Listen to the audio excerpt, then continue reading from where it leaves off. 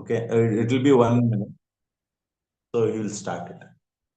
After that, Ramamurdas can start. Yes, Shrish.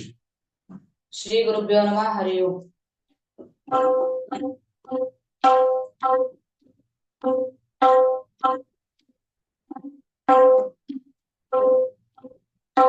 ಗಿನ್ನ ತಿಟ್ಟ ಗಿನ್ನ Dhaage ದಿನ್ನ ಗಿನ್ನ ಧಾತರಿ ಗಿಟ ಧಾಗೆ ನ ಧಾಗೆ ತಿನ್ನ ಗಿನ್ನ ತಿಟ್ಟ ಗಿನ್ನ ಧಾಗೆ ದಿನ್ನ ಗಿನ್ನ ಧಾತರಿ ಗಿಟ ಧಾಗೆ ನ ಧಾಗೆ ದಿನ್ನ ಗಿನ್ನ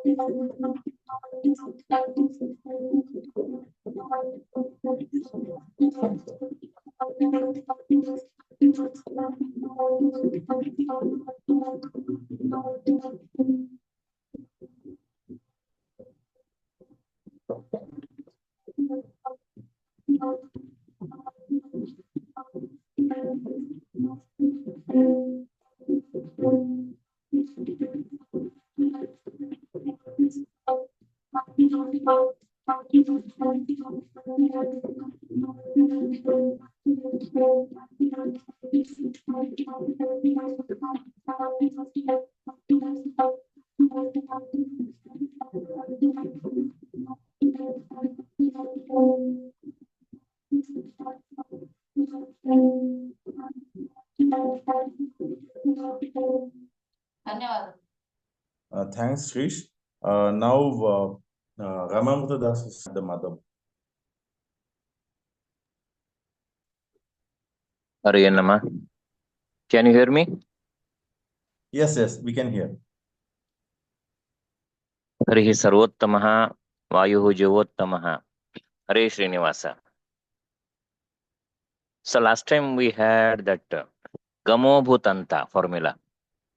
ಅಂದ್ರೆ ಒಂದು ಜೀವ ಹೇಗೆ ಟ್ರಾವೆಲ್ ಮಾಡ್ತಾನೆ, ಒಂದು ಜೀವ ಯಾವ್ಯಾವ ಪಂಚ ಅಗ್ನಿಗಳಿಂದ ಹೋಮಿಸ್ತಾರೆ ದೇವತೆಗಳು ನಮಗೆ, ಆ ಜೀವನಿಗೆ. ಮೊದಲನೇದು ಗಗನ, ಮೋಡ, ಕ್ಲೌಡ್, ಭೂಮಿ, ತಂದೆ, ತಾಯಿ. ಗ ಮೋ ಭೂತಂತ.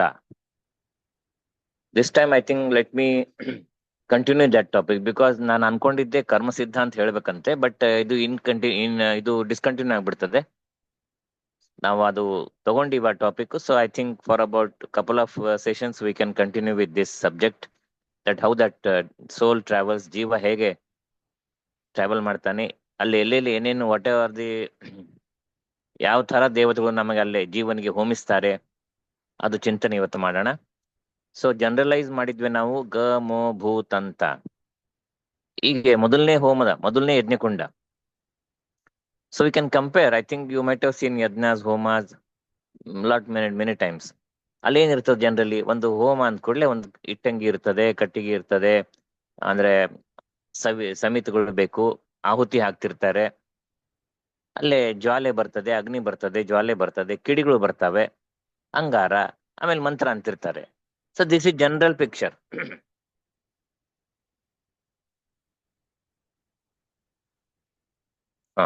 ಟಾಪಿಕ್ ಚೇಂಜ್ ಮಾಡಿರಲ್ಲ, ವೆರಿ ಗುಡ್. ಜನರಲ್ ಈ ತರ ಒಂದು ನಾವು ಲೌಕಿಕವಾದ ಯಜ್ಞ ಹೋಮ ನೋಡ್ತಾ ಇರ್ತೀವಿ.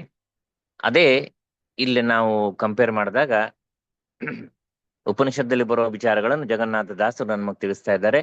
ಪಂಚಾಗ್ನಿಹೋತ್ರ ಸಂಧಿ, ಪಂಚಮಹಾಯಜ್ಞ ಸಂಧಿ ಅಂತೂ ಕರೀತಾರೆ. ಆ ಪಂಚಾಗ್ನಿಹೋತ್ರ ಸಂಧಿ ಒಳಗೆ ಎರಡನೇ ನುಡಿ ಒಳಗೆ ಈ ಮಾತನ್ನು ತಿಳಿಸ್ತಾರೆ. ಮೊದಲನೇ ಯಜ್ಞಕುಂಡ ಯಾವುದು? ಸೊ ಏನಾಯ್ತಿಗೆ ಏನೇನ್ ಬೇಕು parameters, what are the requirements? Yajnakunda should be there, there should be kashta, there should be agni, there should be homa, dhuma, then ಜ್ವಾಲೆ, ಕಿಡಿ, ಸ್ಪಾರ್ಕ್, then ಅಂಗಾರ ಅಂಡ್ ಮಂತ್ರ. 8 ಪ್ಯಾರಾಮೀಟರ್ಸ್ ಜನರಲಿ ನಾವು ನೋಡ್ತೀವಿ. ಹಾಗೆ ಈ ಮೊದಲನೇ ಹೋಮ ಯಾವ್ದದು? ಗಗನ, ಆಕಾಶ, ಸ್ಕೈ. ಸೊ ಇದ್ರೊಳಗೆ ಹೆಂಗೆ ಯಾರ್ಯಾರು ಹೋಮಿಸ್ತಾರೆ, ಹೇಗೆ ಹೇಗೆ, ಅಲ್ಲಿ ಯಾವ್ಯಾವ್ದು ಅರ್ಚಿಗಳು ಯಾವುದು, ಜ್ವಾಲ ಯಾವುದು, ಯಜ್ಞಕುಂಡ ಯಾವುದು, ಅಲ್ಲೇ ಏನೇನು ಹೋಮಿಸ್ತಾರೆ ದೇವತೆಗಳು, ಆ ಜೀವಗೆ ಹೆಂಗೆ ಹೋಮಿಸ್ತಾರೆ ಅದು ಚಿಂತನೆಯಲ್ಲಿ ಮಾಡಿದ್ದಾರೆ. ಹರಿಕಥಾಮೃತ ಸಾರ ಗುರುಗಳ ಕರುಣದಿಂದ ಪನಿತು ಪೇಳುವೆ ಪರಮ ಭಗವದ್ ಭಕ್ತರಿದನಾದರದಿ ಕೇಳುವುದು. ಗಗನ ಪಾವಕ ಸಮಿಧೆ ರವಿ ರಶ್ಮಿಗಳೇ ಧೂಮವು, ಅರ್ಚಿಯನು ಪುದು ಹಗಲು ನಕ್ಷತ್ರಗಳ ಕಿಡಿಗಳ ಚಂದ್ರಮಂಗಾರ. ಮೃಗವರ ಉದರನ ಒಳಗೆ 5 ರೂಪಗಳ ಚಿಂತಿಸಿ, ಭಕ್ತಿರಸ ಮಾತುಗಳೇ ಮಂತ್ರವ ಮಾಡಿ ಹೋಮಿಸುವರು ವಿಪಶ್ಚಿತರು. ಈ ತರ ಏನೇನೋ ಅರ್ಥ ಅಂದ್ರೆ ಹೇಳ್ತಾ ಇದ್ದಾರೆ ಇಲ್ಲಿ. ವಿಪಶ್ಚಿತರು ಜ್ಞಾನಿಗಳು ಚಿಂತನೆ ಮಾಡ್ತಾರೆ. ಏನ್ ಚಿಂತನೆ ಮಾಡ್ತಾರೆ? ದೇವತೆಗಳು ಜೀವನಿಗೆ ಮೊದಲನೇ ಯಜ್ಞಕುಂಡ, ದಟ್ ಈಸ್ ಗಗನ, ಆ ಗಗನದಲ್ಲಿ ಹೋಮಿಸ್ತಾ ಇದ್ದಾರೆ ಅಂತೆ ಇಲ್ಲೇ ಚಿಂತನೆ ಇದೆ. ಗಗನ ಪಾವಕ. ಸೊ ನಾ ಈಗ ಹೇಳ್ದಂಗೆ 8 ಅಂದ್ರೆ ಅಟ್ಲೀಸ್ಟ್ ಏನೇನ್ ಬೇಕು? ಪಾವಕ ಅಗ್ನಿ ಬೇಕು, ಯಜ್ಞಕುಂಡ ಬೇಕು, ಅಗ್ನಿ ಬೇಕು, ಸಮಿಧೆ ಬೇಕು. ಸಮಿಧೆ ಅಂದ್ರೆ ಕಟ್ಟಿಗೆಗಳು. ಆಮೇಲೆ ಅಲ್ಲೇ ಜ್ವಾಲೆ ಬರಬೇಕು, ಅಂದ್ರೆ ಅರ್ಚಿ, ಜ್ವಾಲ, ಫೈರ್. ಆಮೇಲೆ ಅದು ಕಿಡಿಗಳು ಬರ್ತವೆ, ಸ್ಪಾರ್ಕ್ ಆಗ್ತಾ ಇರ್ತವೆ, ಅದು ಅಂಗಾರ. ಆಮೇಲೆ ಮಂತ್ರಗಳು. ಹೀಗೆ ಒಂದು ಸಾಮಾನ್ಯ ಲೌಕಿಕವಾದ ಹೋಮ ನೋಡುವಾಗ ನಮ್ಗೆ ಇದು ಕಾಣಿಸ್ತಾ ಇರ್ತದೆ. ಸೊ ಇಲ್ಲಿ ಕೂಡ ದೇವತೆಗಳು ಆ ಜೀವಗೆ ಹೇಗೆ ಹೋಮಿಸ್ತಾರೆ ಅದೆಲ್ಲ ಚಿಂತನೆ ಮಾಡ್ತಾರೆ ವಿಪಶ್ಚಿತರು, ಜ್ಞಾನಿಗಳು ಅಂತೆ ತಿಳಿಸ್ತಾ ಇದ್ದಾರೆ. ಮೊದಲನೇ ಯಜ್ಞಕುಂಡ, first yajnakunda, that is gagana, akasha, sky, ಆಕಾಶದಲ್ಲಿ. ಸೊ ಆಕಾಶನೇ ಒಂದು ಯಜ್ಞಕುಂಡ, ಅದು ಆಕಾಶನೇ ಒಂದು ಅಗ್ನಿ, ಅದು ಅಗ್ನಿ ಆಯ್ತು. ಆ ಅಗ್ನಿ ಆದ್ಮೇಲೆ ಅಲ್ಲಿ ಕಾಷ್ಟಗಳು ಬೇಕಲ್ಲ, ರವಿ, ಸೂರ್ಯನೇ ಇದಕ್ಕೆ ಸಮಿದೆ, ಕಟ್ಟಿಗೆಗಳು. ಸರಿ, ಅದಾದ್ಮೇಲೆ ಮತ್ತೆ ಕಟ್ಟಿಗೆ ಆದ್ಮೇಲೆ ಧೂಮ ಬರ್ತದಲ್ಲ, ಹೊಗೆ, ಸ್ಮೋಕ್, ಅದು ಯಾವ್ದದು? ರಶ್ಮಿ ಕಿರಣಗಳು, ರಶ್ಮಿಗಳೇ ಧೂಮವು. ಅದಕ್ಕೆ ನಾ ಹೇಳ್ತಿರ್ತೀನಿ ಯಾವಾಗ್ಲೂ ನಮ್ಮ ಸೆಕ್ಷನ್ಸ್ ಮಾಡ್ಕೋಬೇಕು ನೀವು, ಅಂದ್ರೆ ಅರ್ಥ ನಮಗೆ ಈಸಿ ಆಗ್ತದೆ. ಗಗನ ಪಾವಕ, ಸಮಿಧೆ ರವಿ, ರಶ್ಮಿಗಳೇ ಧೂಮವು, ಅರ್ಚಿ ಅನುಪದು ಹಗಲು, ನಕ್ಷತ್ರಗಳೇ ಕಿಡಿಗಳು, ಚಂದ್ರಮ ಅಂಗಾರ. ಹೀಗೆ ನಾವು ಅದು ಮಾಡಿದ್ರೆ ಸರಿಯಾಗಿ ಅರ್ಥ ಆಗ್ತದೆ. ಸೊ ಮೊದಲನೇ ಯಜ್ಞಕುಂಡದಲ್ಲಿ ಅಗ್ನಿ ಇರೋದೇ ಗಗನ. ಅಲ್ಲೇ ಸಮಿಧೆ ಯಾವುದು ಅಂದ್ರೆ ರವಿ, ಸೂರ್ಯ. ಆಮೇಲೆ ಅದಕ್ಕೆ ಧೂಮ ಅಂದ್ರೆ ಏನ್ ಸ್ಮೋಕ್ ಬರ್ತದೆ, ಹೊಗೆ ಬರ್ತದೆ, ಅದು ರವಿ ಕಿರಣ, ರಶ್ಮಿಗಳು, ಸೂರ್ಯನ ಕಿರಣ. ಆಮೇಲೆ ಹಗಲು ಏನಾಗ್ತದೆ, ಅದು ಹಗಲೇ ಜ್ವಾಲ. ಆಮೇಲೆ ಕಿಡಿಗಳಂದ್ರೆ ಯಾವುದು? ಆಕಾಶದಲ್ಲಿ ಕಾಣುವ ನಕ್ಷತ್ರಗಳು, ಇದು ಕಿಡಿಗಳಂತೆ ಚಿಂತನೆ ಮಾಡಿದ್ದಾರೆ. ಅಲ್ಲಿ ಅಂಗಾರ, ಕೆಂಪು ಅಂಗಾರ ಇರ್ತಲ್ಲ ಯಜ್ಞದಲ್ಲಿ, ಅದು ಚಂದ್ರಮ, ನಮ್ಮ ಚಂದ್ರ, ಸೋಮ. ಆಮೇಲೆ ಮಂತ್ರ ಯಾವ್ದಂದ್ರೆ ನಾವು ಭಕ್ತಿಯಿಂದ ಮಾತಾಡೋ ಮಾತುಗಳು, ಅದೇ ಈ ದೇವತೆಗಳು ಹೋಮಿಸ್ತಾ ಇರ್ತಾರೆ ಆ ಜೀವನಿಗೆ ಅಂತೆ ಇಲ್ಲೇ ತಿಳಿಸ್ಕೊಡ್ತಾ ಇದ್ದಾರೆ. ಇದು ಮಾಡುವಾಗ ಮೃಗವರ ಉದರನ ಒಳಗೆ, ಮೃಗವರ ಉದರ ಅಂದ್ರೆ ಯಾರು ತನ್ನ ಹೊಟ್ಟೆಯಲ್ಲಿ ಜಿಂಕೆ ಚಿತ್ರ ಕಾಣಿಸ್ತಲ್ಲ ಮೂನ್ನಲ್ಲಿ, ಸೊ ಅದಕ್ಕೆ ಮೃಗವರ ಉದರ, ಯಾರ ಉದರದಲ್ಲಿ ಜಿಂಕೆ ಚಿಹ್ನ ಇದೆ, ಅಂಕಿತ ಇದೆ, ಹಾಗೆ ಅಂಥವನು ಚಂದ್ರ. ಸೊ ಚಂದ್ರನ ಒಳಗೆ 5 ರೂಪಗಳು ಚಿಂತಿಸಿ. ಪ್ರಸಿದ್ಧವಾದ 5 ರೂಪಗಳು ಯಾವುದು? ಅನಿರುದ್ಧ, ಪ್ರದ್ಯುಮ್ನ, ಸಂಕರ್ಷಣ, ವಾಸುದೇವ, ನಾರಾಯಣ. ಈ 5 ರೂಪಗಳನ್ನು ಚಂದ್ರದಲ್ಲಿ ಚಿಂತನೆ ಮಾಡಿ ಹೋಮಿಸ್ತಾ ಇರ್ತಾರೆ ಆ ದೇವತೆಗಳು ಅಂತೆ ವಿಪಶ್ಚಿತರು. ಭಕ್ತಿರಸ ಮಾತುಗಳೇ ಮಂತ್ರವು. ಹೇಳಿದ್ನಲ್ಲ ಈಗ, ಮಂತ್ರ ಯಾವುದು ಅಂದ್ರೆ ಭಕ್ತಿಯಿಂದ ಒತಪ್ರೋತಾದ ಪರಮಾತ್ಮನ ಮಹಿಮೆ ಉಳ್ಳ ಆ ಮಾತುಗಳೇ ಅಲ್ಲೇ ಮಂತ್ರ ಅಂತೆ ಕಾರ್ಯ ಮಾಡ್ತದೆ, ಮಂತ್ರ ಅಂತೆ ಅನಿಸ್ಕೊಳ್ತದೆ. ಹೀಗೆ ಎಲ್ಲಾ ಪ್ಯಾರಾಮೀಟರ್ಸ್ಗಳು ಅಗ್ನಿ, ಕಾಷ್ಟ, ಧೂಮ, ಜ್ವಾಲ, ಕಿಡಿ, ಅಂಗಾರ, ಆಮೇಲೆ ಮಂತ್ರ, ಇವು ಮೊದಲನೇ ಆ ಯಜ್ಞಕುಂಡದಲ್ಲಿ ನಾವು ಕಾಣ್ತೀವಿ.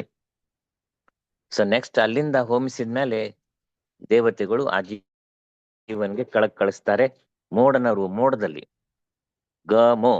ಮೋಡದಲ್ಲಿ ಜೀವನಿಗೆ ಕಳಿಸ್ತಾರೆ. ಅಲ್ಲಿ ದೇವತೆಗಳು ಮತ್ತೆ ಹೋಮಿಸ್ತಾರೆ. ಪಾವಕನು ಪರ್ಜನ್ಯ ಸಮಿಧೆಯು ಪ್ರಾವಹೀಪತಿ ಧೂಮಗಳೇ ಮೇಘಾವಳಿಗಳು ಅರ್ಚಿಕ್ಷಣ ಪ್ರಭೆ ಗರ್ಜನೆ ಕಿಡಿ.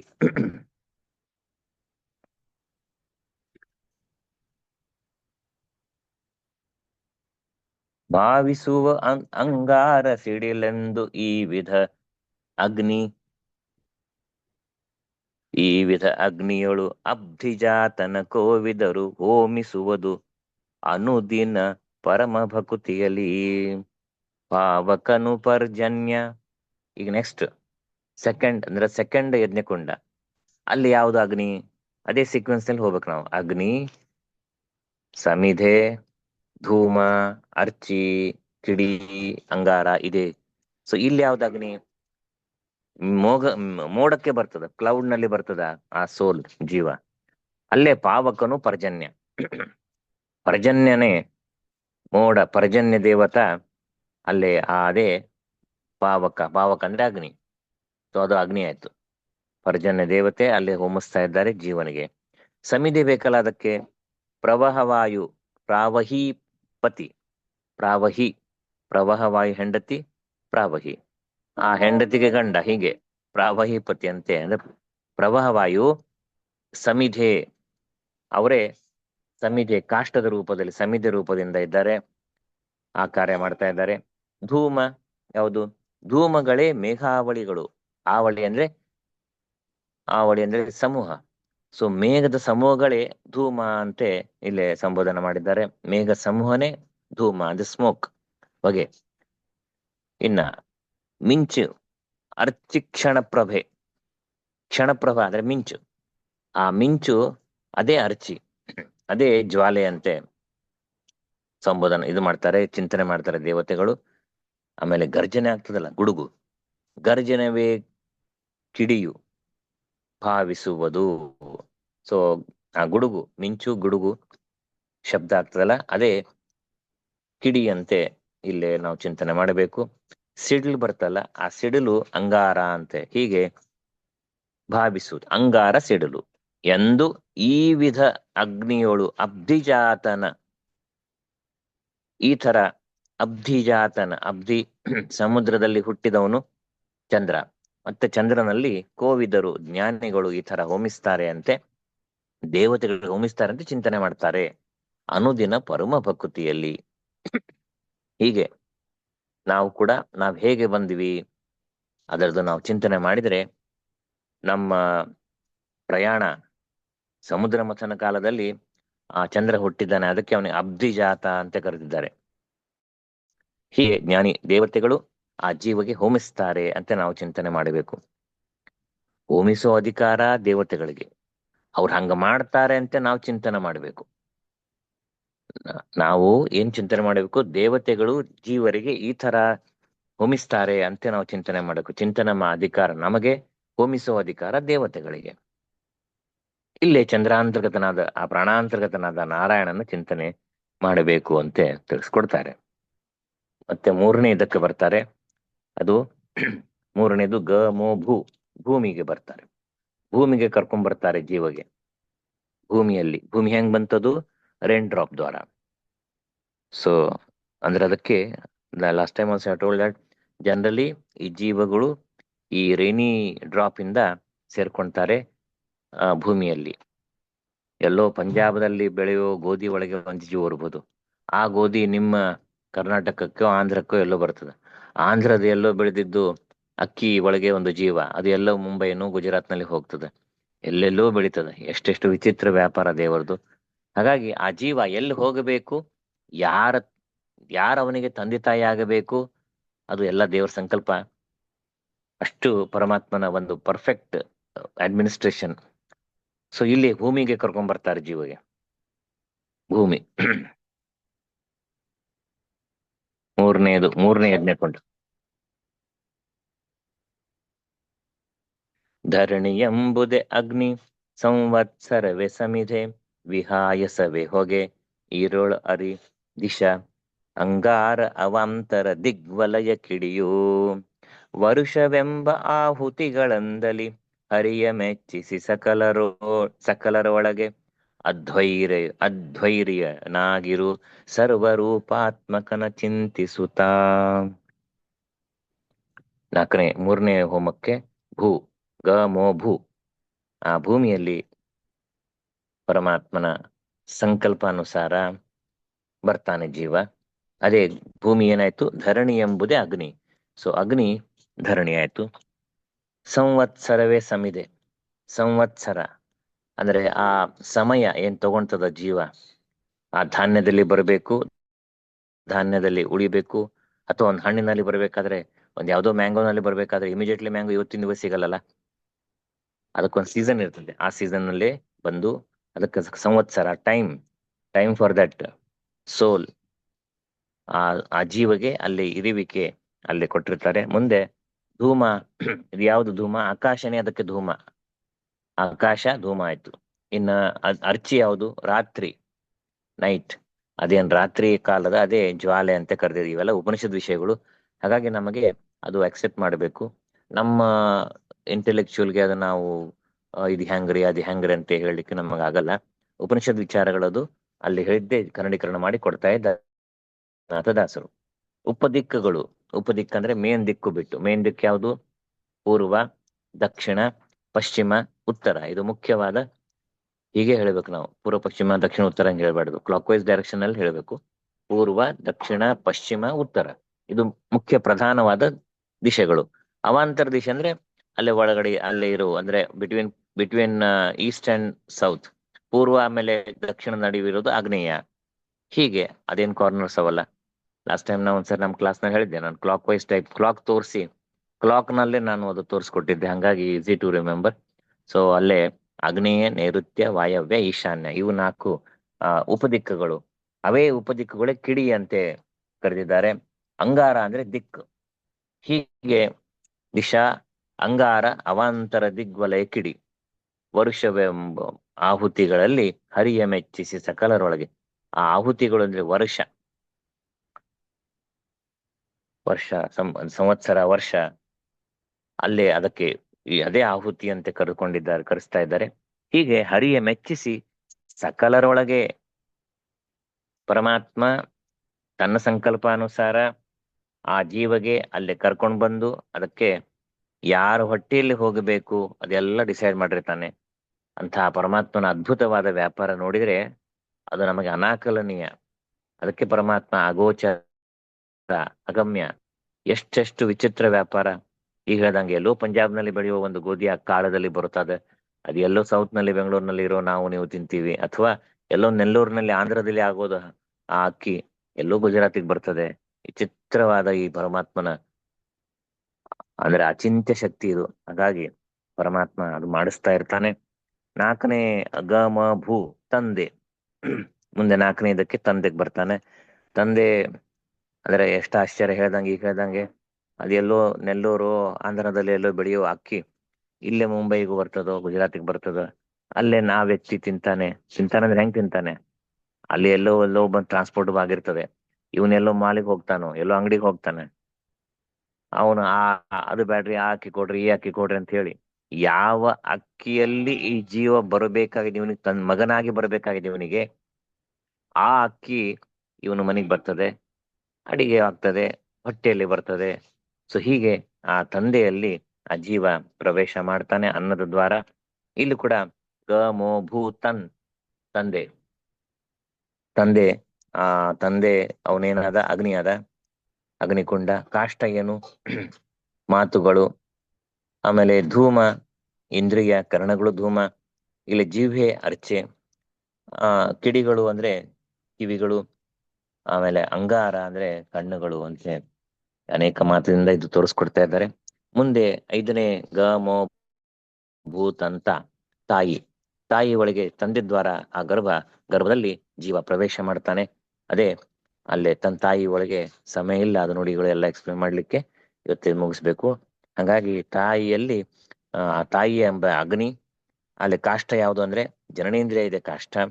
ಆಮೇಲೆ ಧೂಮ ಏನಂದ್ರೆ ಕಾಮೋತ್ಪತ್ತಿ ಮಾತುಗಳು, ಅದು ಅಲ್ಲೇ ಧೂಮ ಅಂತ ಆಗ್ತದೆ. ಅರ್ಚಿ ಯಾವುದು? ಯೋನಿದ ಅರ್ಚಿ. ಹೀಗೆ ಕಿಡಿಗಳು ಅಂದ್ರೆ ಆ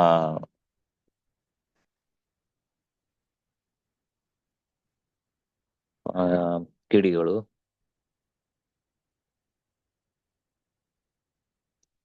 ಪ್ರವೇಶ, ಯೋನಿ ಪ್ರವೇಶದಲ್ಲಿ ಆಗುವ ಆನಂದ ಏನದಲ್ಲ, ಅದು ಆ ಆನಂದದ ಒಂದು ಅನುಭವ, ಅದು ಉತ್ಸಾಹ ಇತ್ಯಾದಿ ಇತ್ಯಾದಿ. ಆಮೇಲೆ ಅಂಗಾರ ಅಂದ್ರೆ ಸಮಾಗಮ. ಹೀಗೆ ಆ ಜೀವ ಗರ್ಭದಲ್ಲಿ ಪ್ರವೇಶ ಮಾಡಿ ತಾನು 9 ತಿಂಗಳು 9 10 ತಿಂಗಳ ಒಳಗೆ ಅಷ್ಟು ಗರ್ಭವಾಸ ಎಲ್ಲ ಸಹನ ಮಾಡಿ ಮತ್ತೆ ಹೊರಗೆ ಬರ್ತಾನೆ. ಹೀಗೆ ಅದ್ಭುತವಾದ ರೀತಿಯಲ್ಲಿ ಉಪನಿಷದ್ ವಿಚಾರಗಳನ್ನು ಜಗನ್ನಾಥ ದಾಸರು ಈ ಪಂಚಾಗ್ನಿಹೋತ್ರ ಸಂಧಿ ಒಳಗೆ ತಿಳಿಸ್ತಾ ಇದ್ದಾರೆ. ಪಂಚ ಮಹಾಯಜ್ಞ ಸಂಧಿ ಅದು ನಾವು ತಿಳ್ಕೊಂಡ್ರೆ ನಮಗೆ ವಿಶೇಷವಾದ, ನಮ್ಮ ಹೇಗೆ ಬಂದ್ವಿ, ಎಷ್ಟೆಷ್ಟು ದೇವತೆಗಳು ನಮ್ಗೆ ಉಪಕಾರ ಮಾಡಿರ್ತಾರೆ, ಎಷ್ಟೆಷ್ಟು ನಮಗೆ ಗುರುಗಳು ದೇವತೆಗಳು ಪರಮಾತ್ಮನ ವಿಶೇಷ ಉಪಕಾರ, ಆಶ್ಚರ್ಯ ಅನಿಸ್ತದ ಬಹಳ. ಇವೆಲ್ಲ ಸ್ವಲ್ಪ ಹೇಳಿಕ್ಕೆ ಸಂಕೋಚ ವಿಷಯ ಅದ. ಆದ್ರೂ ಅಂದ್ರೆ ಎಷ್ಟೆಲ್ಲಾ ವೀರ್ಯಾಣುಗಳು ಇರ್ತಾವೆ, ಯಾವುದೋ ಒಂದು ಫಲಿಸ್ತದೆ ಅಂದ್ರೆ ಎಷ್ಟು ಆಶ್ಚರ್ಯ. ದೇವರ ಅಚಿಂತ್ಯ ಶಕ್ತಿ ಇದಕ್ಕೆ ಕಾರಣ. ಮಕ್ಕಳು ಹಡ್ಕೋಬೇಕಂದ್ರೆ ಅಷ್ಟು ಸುಲಭ ಇಲ್ಲ. ಅದೇನ್ರಿ ಅದೇ ಬಹಳ ದಿನ ಸುಲಭ ಅಂತೀವಿ ನಾ, ಸುಲಭ ಇಲ್ಲ. ಎಷ್ಟು ಮಂದಿ ದಂಪತಿಗಳು ಮಕ್ಕಳು ಬೇಕು ಅಂತ ಒದ್ದಾಡ್ತಾ ಇದ್ದಾರೆ, ಮಕ್ಕಳು ಆಗ್ತಾ ಇಲ್ಲ. ಅದಕ್ಕೆ ಹೇಳಿದೆ, ಪರಮಾತ್ಮನ ಅನುಗ್ರಹ ಇದ್ರೆ ಮಾತ್ರ ಆ ಸಂತತಿ ಪ್ರಾಪ್ತಿ ಆಗ್ತದೆ. ಅದಕ್ಕೆ ಇವ ಎಲ್ಲದಕ್ಕೂ ಚಿಂತನೆ ಮಾಡಬೇಕು. ಪಂಚಾಗ್ನಿಹೋತ್ರ ಸಂಧಿ ವಿಶೇಷ ಚಿಂತನೆ ಮಾಡಬೇಕು. ಪಿತೃಗಣ ವಿಚಾರ ಸಂಧಿಗಳು, ಪಿತೃದೇವತೆಗಳ ಅನುಗ್ರಹ ಪಡಿಬೇಕು. ಅನೇಕ ಪಾರಾಯಣಗಳನ್ನ ಮಾಡಿ ಪರಮಾತ್ಮನ ಪ್ರೀತಿಗಾಗಿ ಆ ಕಾರ್ಯ ಕೂಡ ಒಂದು ಪೂಜೆಯಂತೆ ಆಗ್ತದೆ. ಪ್ರಜೋತ್ಪಾದನ ಇದು ಒಂದು ಕಾರ್ಯ, ಇದು ಕೂಡ ಒಂದು ಭಗವಂತನ ಸೇವೆ, ಭಗವಂತನ ಪೂಜೆಯಂತೆ ಆಗಬೇಕು. ಈಗಿನ ಜನರೇಷನ್ ತಿಳಿಸ್ಕೊಡ್ಬೇಕು. ಇಲ್ಲದ್ರೆ ಏನು ಪಶು ಪಕ್ಷಿ ಹಂಗೆ ಮಾಡಿದ್ರೆ ಏನು ಪ್ರಯೋಜನ? ಅದು ನಿರರ್ಥಕ. ಅದು ಅಲ್ಲಿ ಕೂಡ ಭಗವಂತನ ಚಿಂತನೆ ಮಾಡಿ ಅದು ಒಂದು ಒಳ್ಳೆ ಹೋಮ ಆಗ್ತದೆ ಅಂತ ತಿಳಿಸ್ಕೊಡ್ತಾ ಇದ್ದಾರೆ. ಮುಂದಿನ ಸಲ ನಾವು ಆ ಕರ್ಮ ಸಿದ್ಧಾಂತದ 5 ಲೆಟರ್ ಒಳಗೆ 5 ತರ ಚಿಂತನೆ, ಅಂದ್ರೆ 5 ಕರ್ಮ ಸಿದ್ಧಾಂತ 5 ಲೆಟರ್ ಒಳಗೆ ಬಂದದ್ದು. ಅದು ಯಾವಾಗ ಮುಂದಿನ ಫ್ರೈಡೆ ಬೇಕಾದ್ರೆ ಚಿಂತನೆ ಮಾಡೋಣ. ಶ್ರೀಕೃಷ್ಣ ಅರ್ಪಣಮಸ್ತು. ಲಕ್ಷ್ಮೀ ರಮಣ ಗೋವಿಂದ ಗೋವಿಂದ. ಹರೇ ನಮಃ. ಕೃಷ್ಣಾರ್ಪಣಮಸ್ತು. ಅಕ್ಷಯಂ ಕರ್ಮ ಯಸ್ಮಿನ್ ಪರೇ ಸ್ವರ್ಪಿತಂ ಪ್ರಕ್ಷಯಂ ಯಾಂತಿ